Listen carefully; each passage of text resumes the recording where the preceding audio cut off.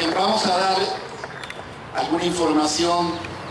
importante para el campamento y para toda la resistencia. Quiero comenzar esta intervención del Comité Central haciendo un señalamiento sobre las declaraciones hechas por el subsecretario de Gobierno, Obdulio Ávila. Él ha dicho el día de ayer que con las actividades que venimos realizando en los últimos días, nosotros estamos contaminando electoralmente la mesa de negociación. Tenemos 2 años, 4 meses en resistencia y ahora resulta que este es un conflicto electoral. Mueve a risa, compañeros, escuchar a un funcionario público de alto nivel decir que este conflicto, que surge a raíz de un decreto ilegal del gobierno que él representa, se está contaminando después de que no han sabido cumplir con los acuerdos del 13 de septiembre que suscribimos con el anterior secretario de Gobernación. Vergüenza les debería de dar su incapacidad, su torpeza, su cerrazón y corrupción como gobierno de derecha, de no poder resolver algo que está en la mesa, que se puede resolver, que no es ni un conflicto electoral, que tampoco es un conflicto político, ni es un conflicto económico, es un conflicto laboral derivado de un acto autoritario de gobierno que no ha podido ni podrá derrotar a los trabajadores y trabajadoras en resistencia. Entonces, de aquí nosotros nos deslindamos de esa opinión. Este es un conflicto social derivado de un acto autoritario de gobierno. Este no es un conflicto electoral, porque para allá nosotros tenemos acuerdos de qué actividades realizar para promover dentro del proceso electoral una posición desde nuestra autonomía, desde nuestra independencia y sí en alianza con otras fuerzas ya en el terreno político electoral. Allá vamos a ir también, pero no mezclemos las cosas. Si no hay acuerdo en la mesa de negociación, después de que se levantó el plantón de 6 meses, compañeros, que tuvimos en el Zócalo de la Ciudad de México, es por la incapacidad y la cerrazón del gobierno federal, no por una cuestión electoral. Esta es una manifestación más de la lucha de resistencia del sindicato por recuperar nuestro trabajo, por recuperar nuestro contrato colectivo de trabajo y por hacer valer nuestros derechos sociales y humanos. El tema va a dar, compañeros, pero sí desde ahorita nosotros desmarcarnos. Lo que estamos observando, y a eso nos obligan con este tipo de acciones, es la incapacidad y cerrazón del gobierno federal que Obdulio Ávila representa como subsecretario de Gobernación. Hecha esta aclaración, queremos darle el uso de la palabra a nuestro compañero José Antonio Almazán, que va a comentar sobre un tema ya conocido por nosotros, pero que hoy cobra una especial relevancia a partir de la desclasificación de documentos secretos que quisieron ocultarle a la opinión pública nacional el verdadero desmadre que es el decreto de extinción, sus procedimientos y sus consecuencias. Para hablar sobre este tema le vamos a dar el uso de la palabra a nuestro compañero José Antonio Almazán.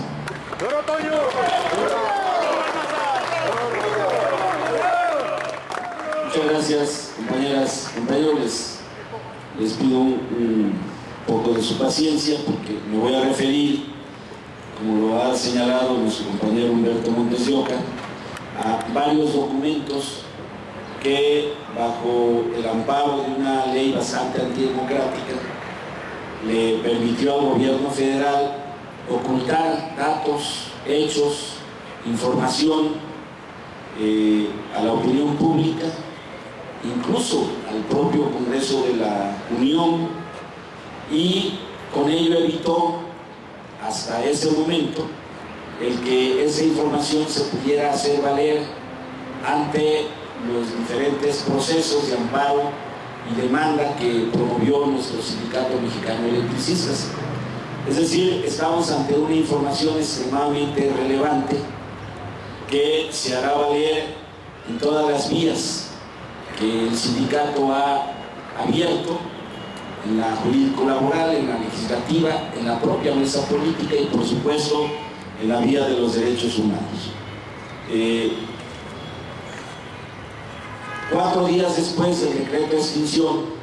cuando el asunto comenzaba a analizarse en la Cámara de Diputados, el gobierno federal envió con la reserva del caso parte de esta información a la Cámara de Diputados, según ellos como un gesto de cortesía, pero en realidad con la intención de frenar cualquier discusión de esa naturaleza, precisamente por su carácter de reservado. Y hoy, como un resultado palpable de la dirección y de nuestro compañero secretario general, finalmente hemos logrado como organización la desclasificación de estos llamados documentos secretos. En realidad no eran tan secretos, los conocimos desde los primeros días, pero no los podíamos usar desde el punto de vista legal, jurídico-laboral, en virtud que estaban bajo reserva, es decir, secretos, porque a decir del gobierno su conocimiento ponía en riesgo la seguridad nacional, la seguridad pública, la defensa nacional, la gobernabilidad democrática, etcétera, etcétera, en los términos que establece la Ley Federal de Transparencia y Acceso a la Información Pública Gubernamental. Pero hoy, como resultados de estos esfuerzos de nuestro sindicato, podemos decir con mucha satisfacción y como un hecho palpable que va a fortalecer nuestra lucha de manera contundente, que se ha logrado la desclasificación de varios de estos documentos, hoy en orden. El primero es un oficio con el que Georgina Kessel, y tomen nota de las fechas, desde el 28 de septiembre, en un comunicado interno, informa que a opinión del gobierno hay sustento para plantear la extinción y liquidación de Luz y Fuerza del Centro. Ese documento, a la vista, se reservó durante un año, es decir, no se hizo público. Hay un segundo documento que es el informe de desincorporación mediante extinción del organismo centralizado Luz y Fuerza, que consta de 15 hojas. Este otro documento se reservó también por un año para evitar que se hiciera valer esa información ante las diferentes instancias a las cuales ha acudido nuestra organización sindical, particularmente en lo que hace a los juicios de amparo y de demanda. Hay un tercer documento que es el más amplio, se llama Luz y Fuerza del Centro, diagnóstico. Ese es de agosto de 2009 y ese documento de 68 hojas en realidad es un alegato en contra de nuestro contrato colectivo de trabajo, particularmente en contra de nuestro derecho a la jubilación, en contra de nuestra cláusula de 64. Por supuesto,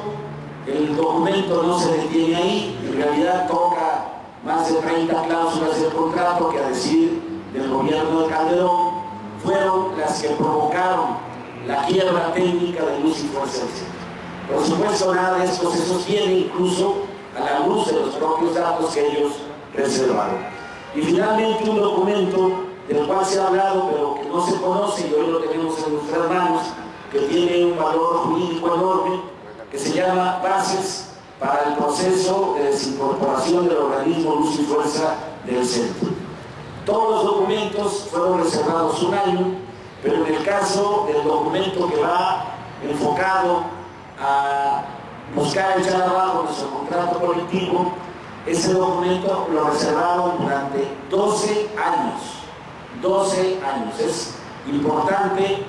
subrayar las fechas de reserva, porque ese era el cálculo que ya le falló a Felipe Calderón. Ahora, vamos a ir por partes. Es un trabajo de revisión complicado, es un trabajo de revisión que toma bastante tiempo. Lo único que voy a hacer en este momento es hacer un resumen muy apretado, pero por supuesto estos documentos van a ser expuestos al escrutinio de la opinión pública, al escrutinio de los expertos, para hacerlos valer en todos los terrenos de la lucha del Sindicato Mexicano de Electricistas.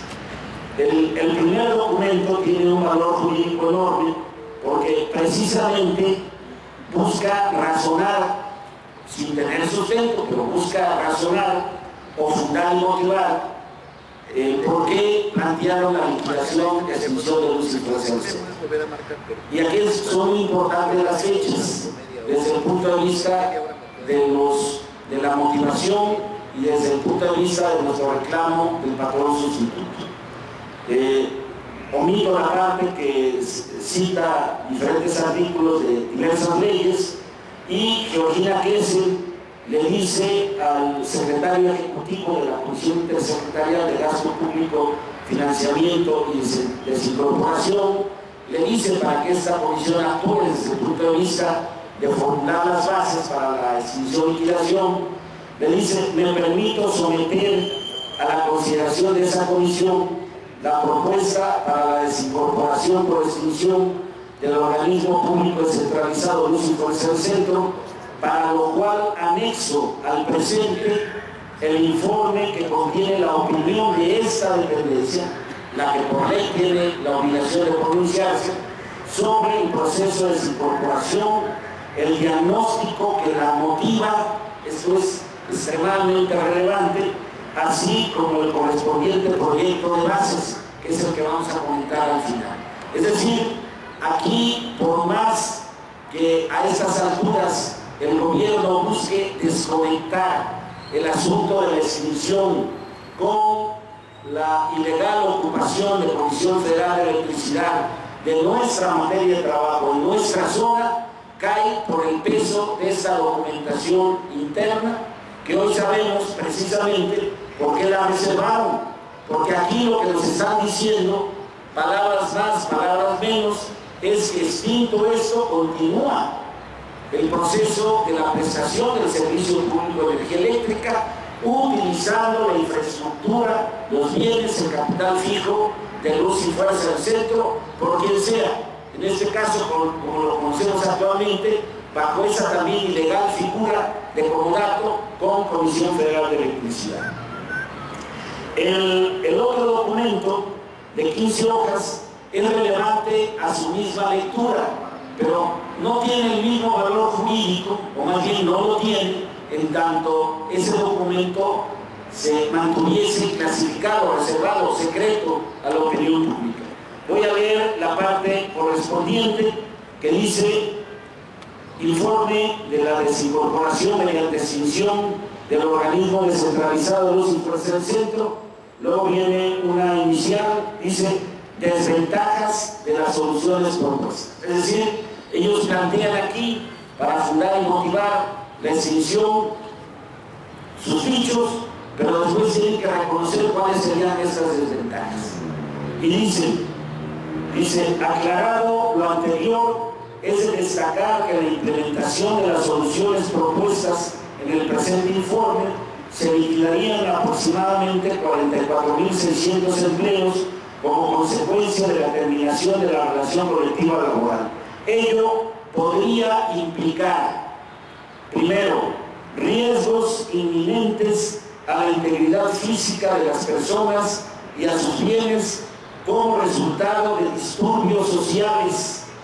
que pudieran generarse por esta medida. Es decir, aquí están reconociendo hoy plenamente cuál era el plan, cuál era el proyecto de guerra de exterminio de este mal gobierno en contra del SME, es decir, la represión, ¿sí? Volverle a poner nombre a ese estado autoritario, fascista, que vivimos ya en tiempos de Díaz Ordaz, cuando el movimiento obrero o cuando el Vallecazo en contra del movimiento ferrocarrilero. Dos, Dice, eventuales ataques al sistema eléctrico nacional, frente a los cuales se tendría una mejor capacidad de respuesta que la de Luz y Fuerza del Centro, pero que pueden resultar inevitables. Es decir, estaba y está en la mente de este gobierno torcido, de un dipsómano, la posibilidad de generar autosabotajes a efecto de posibilitar la represión abierta y selectiva en contra del Sindicato Mexicano de Electricistas. Y una tercera cuestión que tiene que ver con nuestros juicios de amparo y nuestra demanda. Dice 3. Instauración de procedimientos judiciales tendientes a demostrar la inconstitucionalidad o ilegalidad de los actos administrativos que se expidan, o bien la actualización de la figura de sustitución patronal a fin de obtener la consecuente reinstalación de los trabajadores de Luz y Fuerza del Centro. Aquí está de manera palmaria y hoy ya desclasificado cuál fue el temor, cuál es el temor de este mal gobierno para no entregar el expediente completo de Luz y Fuerza del Centro, cuyos 4 documentos que hoy logramos finalmente desclasificar y que vamos a hacer del conocimiento del pueblo de México. Por supuesto, reconocen ellos la posibilidad de perder el juicio en nuestra demanda de patrón sustituto. Finalmente, porque el tema, insisto, da para mucho, quiero solamente comentar en la página 182, un segundo.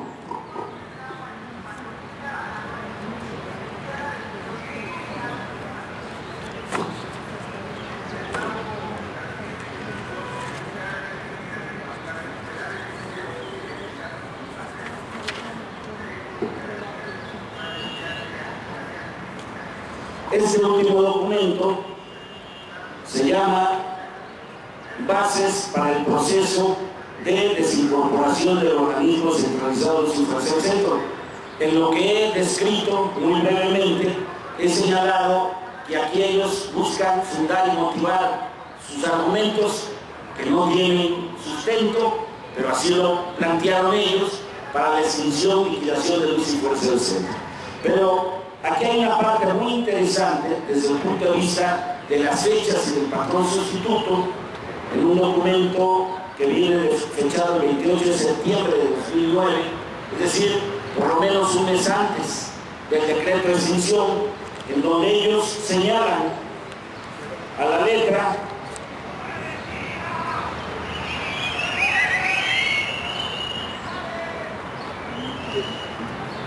y dice: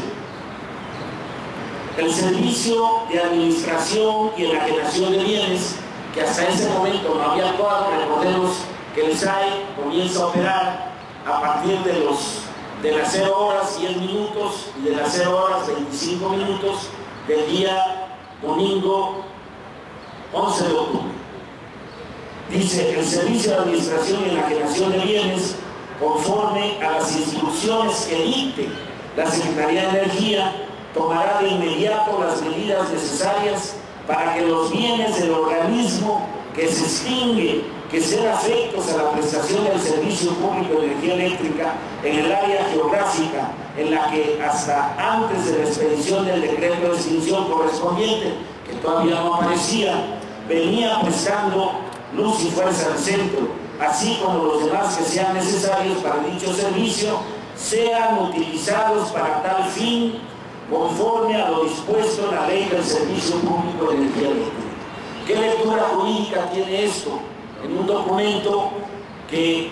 se oculta antes del decreto de extinción y en el que se reconoce que la infraestructura eléctrica va a continuar desarrollándose bajo cualquier ente, pero finalmente entes a nombre del Estado mexicano. Quiere decir, a la lectura de lo que establece el artículo 41 de la Ley Federal del Trabajo, que en tanto hay materia de trabajo que implica infraestructura para ese trabajo, y es infraestructura eléctrica en términos de plantas de generación, de subestaciones, de líneas de transmisión, de redes de distribución. En tanto este requisito se da, es suficiente para configurar el patrón sustituto. Lo que ellos hicieron fue ocultar estos documentos que fundan y después decir que como entre la extinción y la entrada de CFE me dio entre 10 y 25 minutos, por lo tanto no hay conexión. Este documento en el que fundan y motivan todo el proceso reconoce la intención del Estado mexicano de darle continuidad para garantizar un servicio que es estratégico para el desarrollo nacional. Hay más cosas que comentar, pero esta parte obligadamente tenía que merecer un comentario como el que estamos haciendo a nombre de la dirección para señalar que este es un paso extremadamente positivo que haremos valer en todos los terrenos, porque ya no son dichos, son documentos que perdieron su carácter secreto de reserva y que podemos hacer valer en todos los procesos, en todas las vías de lucha del Sindicato Mexicano de Electricistas. Y finalmente, una nota que no porque sea pequeña, no porque esté un poco escondida en la página 18, le quita peso y sustancia a la lucha del sindicato. Dice: electricistas acuden ante la CNDH. Un grupo de integrantes del Sindicato Mexicano de Electricistas, SME, acudió ayer a la Comisión Nacional de los Derechos Humanos para presentar un documento firmado por 12.610 personas. En el texto se solicita la urgente intervención de este organismo para que analice diversas acciones y omisiones procesales que los trabajadores electricistas consideran violatorias de sus garantías básicas y que le atribuyen al presidente de la Junta Federal de Conciliación y Arbitraje y al segundo tribunal colegiado en materia de trabajo del primer circuito. Los sindicalistas fueron atendidos por personal de la Comisión Nacional de los Derechos Humanos, el cual recabó sus declaraciones y les anunció que se analizará su escrito y se le dará el trámite que corresponda en los términos de la ley.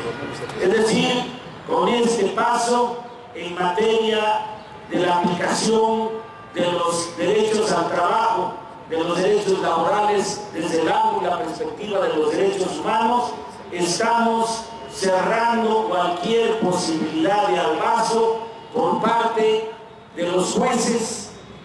de los magistrados penales y corruptos, que son la gran mayoría de quienes tienen la obligación de garantizarles impunidad a los poderosos y represión a los trabajadores. Este hecho marca la irrupción clara y contundente del Sindicato Mexicano de Electricistas en la defensa de nuestro derecho al trabajo, del patrón sustituto, del debido proceso, acudiendo a un estatus que nuestra Constitución apenas logró elevarla a ese rango en el año pasado. Entonces, estas son dos excelentes y buenas noticias que nos marcan que vamos por el rumbo correcto, con un sindicato unido, con una dirección firme y con una experiencia de 2 años, 4 meses, para cuidar nuestro movimiento hoy que la victoria la tenemos cerca. ¡Que viva el Sindicato Mexicano de Electricidad!